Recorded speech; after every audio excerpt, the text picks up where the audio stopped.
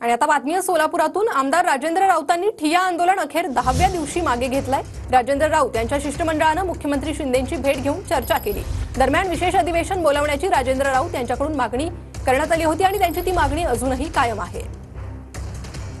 चंद्रकांतदादा पालकमंत्री या नात्यानं एक आश्वासित केलेलं आहे की राजाभाऊ आम्ही ओबीसीतून मराठा समाजाला आरक्षण देण्याच्या बाबतीमध्ये असेल विषय किंवा हैदराबाद गॅजेटचा विषय असेल या बाबतीमध्ये शिंदे समितीची या ठिकाणी एक नियुक्ती केली आहे आणि ह्याच्यावरती सखोल असा अभ्यास चालू आहे आणि ज्या अधिसूचना सगळेश्वरीची काढलेली होती त्याच्यावरती पण हरकती आलेले आणि त्याच्यावरती सुद्धा सगळे हरकतीवरती स्क्रुटनी चालू आहे। आपला जो प्रश्न सुटणार आहे तो विधानसभेचं विशेष अधिवेशन घेऊनच सुटणार आहे आणि त्याकरताच आपण या ठिकाणी आता एक 10-15 दिवसामध्ये आचारसंहिता लागणार आहे। त्याच्या अगोदर आणखीनही वेळ गेलेली नाही। आपण सर्वांनी त्या आमदाराला निवेदन देऊन विशेष अधिवेशनाकरता आणखीन 15-20 दिवसाचा कालावधी आहे एवढी विनंती करावी।